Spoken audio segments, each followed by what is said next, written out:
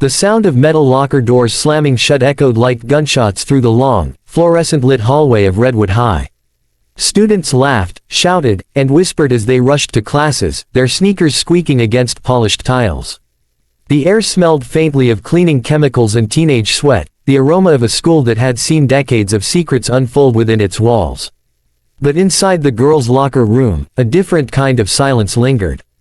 The hum of the overhead lights and the hiss of running showers were the only sounds breaking the stillness. 16-year-old Maya Thompson stood in front of her locker, her damp hair clinging to her cheeks, a towel wrapped tightly around her frame. She thought she was alone, until the heavy creak of the door shattered her illusion. They entered. 3 of them. Tyler, the swaggering ringleader in his red varsity jacket. Sarah, his shadow with venom on her tongue. And Chris, the towering basketball player who laughed at everything cruel. They barged in without hesitation, Tyler holding up his phone like a director about to film a scene. "Smile for the camera, Maya," he sneered, his voice echoing off the tiled walls. Maya's breath caught. She clutched the towel tighter, her pulse hammering so hard she thought the others could hear it. Her eyes darted to the showers, to the bench, to the door, no escape. The other 2 joined in, Sarah mocking her, pathetic look, while Chris snorted with laughter, adding fuel to the fire. In that moment, Maya's world collapsed inward. She wasn't just humiliated, she was stripped of safety, dignity, humanity. She didn't cry in front of them. She wouldn't give them that satisfaction. Instead, she fixed her gaze on Tyler's smirk, searing it into her memory. She didn't know it yet, but that look would ignite a fire inside her, a fire that would shape her destiny. They left as quickly as they came, their laughter trailing behind them like poison smoke. Maya sank onto the bench, trembling. For a long time, she sat there, listening to the dripping showers and her own ragged breathing. Tears finally welled up, spilling hot and bitter down her cheeks. She hated herself for crying. She hated them for making her feel so powerless. That night, alone in her room, she buried her face into her pillow, muffling the sobs so her parents wouldn't hear. Her walls were covered in posters of her favorite artists and quotes about courage and dreams, but none of them felt real anymore. All she could see was Tyler's mocking grin, Chris's laughter, Sarah's cold eyes. Her phone buzzed. A message. Her heart stopped. It was a meme. A cruel one. A cartoon mocking her body, sent anonymously but unmistakably from them. That was when Maya broke, but in breaking, she rebuilt. She whispered to herself, voice raw and shaky, "I won't be their victim. I'll be their nightmare." Before we move deeper into Maya's journey, let me pause for a moment. If stories of courage, resilience, and justice speak to you, then this channel is made for you. Make sure to subscribe to SoulTouch Stories so you never miss the kind of tales that move your heart and spark your spirit. Now, let's continue. Maya wasn't the loudest in class. She wasn't the type to fight back with fists or scream in hallways. But she had something her bullies underestimated: patience, intelligence, and a memory sharp enough to turn every cruel detail into a weapon. Over the next weeks, she became a silent observer. While they laughed, she listened. While they mocked others, she noted their habits, their flaws, their secrets. She discovered Sarah's secret first. In math class, Maya noticed the way Sarah glanced at her phone during tests. One afternoon, Maya lingered near the teacher's desk and saw the edge of a crumpled cheat sheet sticking out of Sarah's notebook. Sarah was terrified of failure, hiding her insecurity under cruelty. Chris was easier. His arrogance masked fragility. He often bragged loudly about how he carried the basketball team, but Maya overheard his coach once telling him, "You need discipline, Chris. Without your teammates, you're nothing." His teammates resented him, Maya could see it in their glares.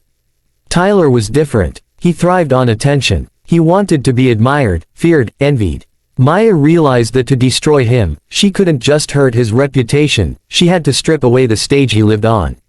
Maya's first move came quietly.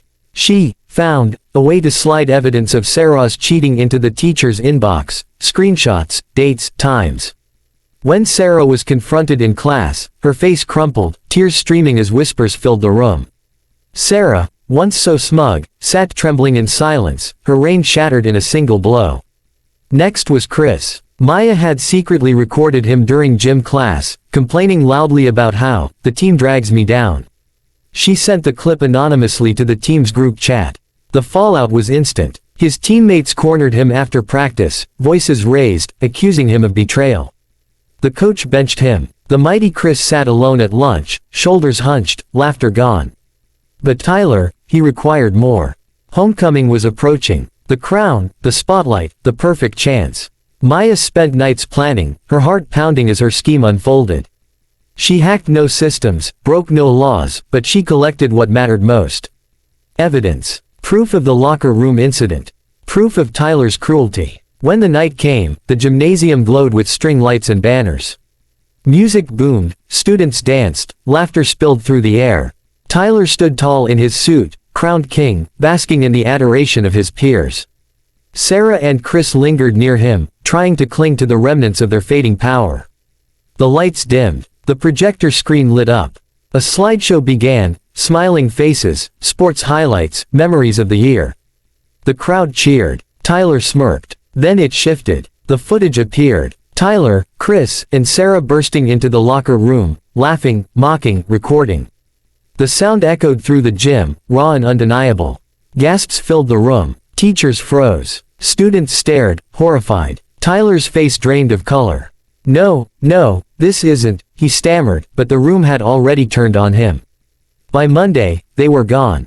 Their parents withdrew them under the weight of community outrage, transferring them far away.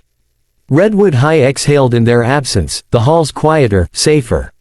Maya stood in front of her locker, the same place where her humiliation began.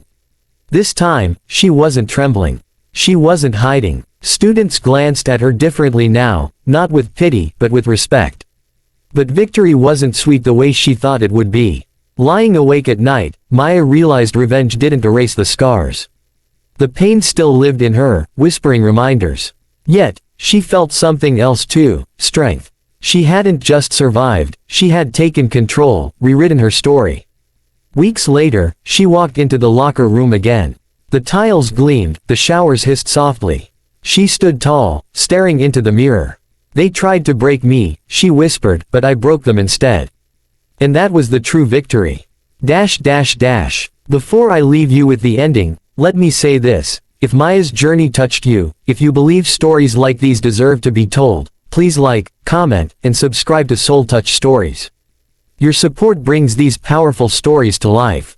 As Maya left the locker room that day, sunlight streamed through the high windows, casting golden light across her face. For the first time in months, she smiled, not because her bullies were gone, but because she had found herself again. And that's the message she carried forward. Your past doesn't define you. Your scars don't own you. What defines you is the fire you choose to build from the ashes. Maya's story wasn't about revenge alone. It was about resilience. About standing tall when the world tries to push you down. About proving that even in the darkest corridors of cruelty, there's always a way to reclaim your voice. And that's the story Redwood High would never forget.